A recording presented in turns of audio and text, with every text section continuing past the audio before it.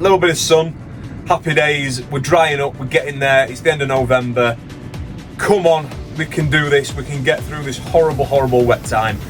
Listen, today we're going to look at the front and rear linkage on an AFS Connect tractor. So what I was really worried about with these next generation machines was, were they going to lose the old simple way of setting up your arms? Like under the display you used to be able to turn a dial and set up your height limiter, turn a dial, set up your drop speed, that sort of thing.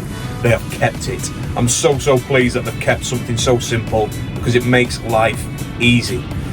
As well as that, we can go into the display and change things in there, and to be fair, you can see your settings a little bit easier in the display as well. It's there in front of you to see. So what we'll do, spin you around, we'll have a look at the armrest, all the buttons from left to right.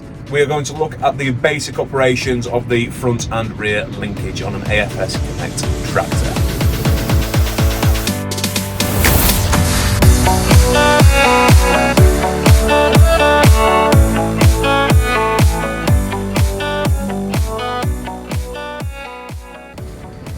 Lovely people, let's look at the basic operations of the front and rear linkage. The first thing I'm going to show you is not actually on the multi-controller, it's these little devils down here. So what we've got here are our manual raise and lower for the rear linkage. These work exactly the same as the fender buttons. When we press it, you see it lit up there, that is lowering. When we release, it stops. Again, when we raise, you see it's going to green when it's going up, and when I release, it stops. What that means is, when we're putting on implements from the cab here, we can safely hitch up implements without accidentally tipping them up. Those green lights always shine up when we're raising or lowering our linkage. So let's start off with the two main buttons, which is raise and lower on the multi-controller. If I press up, you can see there the green light's coming on. When I press down, the green light comes on the lower. What I've just showed you there is I've pressed it again and it's stopped. So a lovely part of these new tractors is, if we press up and we press it again, it stops. If I press down and press it again, it stops. Nice little safety feature. On the old ones, I think you could only do it on the way up. So you could press and then press it again, it'd stop it going up. When you were lowering, I don't think you could stop it going down. I might be wrong there, I'd have to double check that. But really nice feature on these new tractors. Auxiliary button at the back. If we press and hold that and use these, it now lowers our front linkage.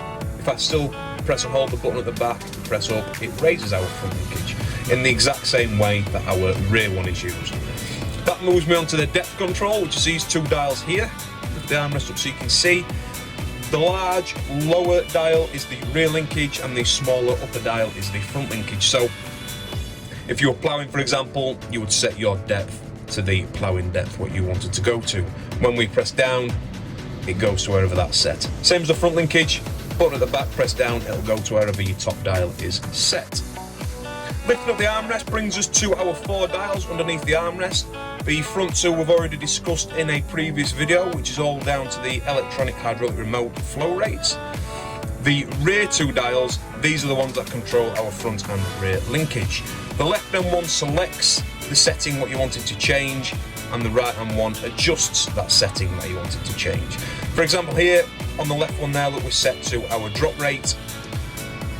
Next one round changes to our raise rate, which is a new feature on these AFS Connect tractors, so we can actually control how quickly we lift up an implement, which is a nice little feature.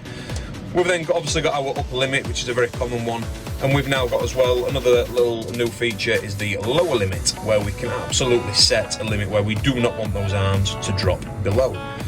Then we've got the usual slip limit, our draft load, and then our draft sensitivity. So let's twiddle it all the way back round to our drop rate, and then use the right hand dial to increase or decrease how quickly we drop an implement. Notice it's saying rear hitch and drop rate. So how do we do the front hitch, you're thinking? If we press down this right hand dial once, you can see now it says front hitch drop rate. Press it again and it goes back to rear hitch drop rate. Really simple. So we're limiting how many dials we need by pressing that one down. So if I want to go and adjust my front hitch, press it down, make sure you've selected which one you want to change, and then we can turn the dial to the setting what we want. So pleased that they've kept this, because it was so easy on the old tractors, and like I said, I was worried they were going to make it all done through the display. What I do like is the fact that you can see it on the display nice and easy, so you can see the percentage of what you're selecting.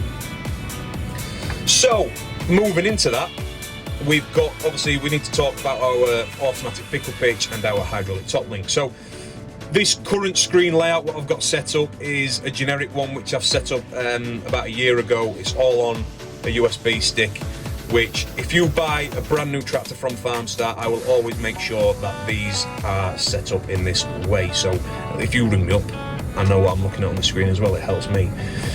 And on the home button here, on the home tab, we've got our automatic pickle pitch and our hydraulic top link there ready to use. But let's say, for example, you've not got the run screen set up and you wanted to get into the display to quickly change your automatic pickle pitch or your hydraulic top link. So our usual little devil of our little hydraulic ram button, shortcut to all the tractor settings, and then on the right hand side here I can click hydraulic link. It takes you straight into the automatic pickle pitch and top link. While we're on this right hand side, if we click on rear hitch here, look, you can see all the settings that we can see on the display, which means we don't have to remember what we've got in there. We can go in here and have a look. If I now scroll down, look, we've got control, and then we've got all our settings that we can change using the dial up and down. Scroll down a little bit more and we've got some more settings under there. Front hitch is also on the right hand side. Again, you can see all the settings in there, and press control and we can change little bits and bobs in there as well. So you can still do it through the display for you guys that would prefer to do that, and for those of you that are a little bit like me, I like turning a dial, I can do it under there. So it's best of both worlds. What I'll do is end on a few tips and tricks again. So for me, one real good reason for having these dials is if we're, for example here, look, if we're, I don't know, if we're on our GPS screen in and out of fields and we've got an implement on the back, a common one is our upper limit, which is always being changed all the time when you're going in and out of fields. 6 meter power hour on, for example, you want to make sure when you go into that field you lower that upper limit to make sure you're not rattling the PTO when you turn around at headlands. So if I leave it on the upper limit all the time, I know that I can quickly go in. If I change it to rear, I can quickly go in and change the upper limit. For when I drive into a field, I can lower it right down, and then when I go out of the field, I can lift it right up. Keep it in there. Nice little simple trick to control your rear hitch. So we've been through the display, we've been through the basic buttons. We've also got, on some tractors, depending on the spec, you'll have a joystick over the right hand side. This is set as default forwards and backwards to control the front linkage, just like the old tractors, okay? So pull it towards you to lift it up, push it away, and then you've got a float when you go that little bit further. That'll probably be on most Optimum Pumas, I would think. Some Magnums won't have it, obviously quad tracks won't have it, but yeah, it's on most of the specs what we put together, it will have a joystick. So, and there's more functionality on there as well, which we'll go into when we do the reconfigurable buttons.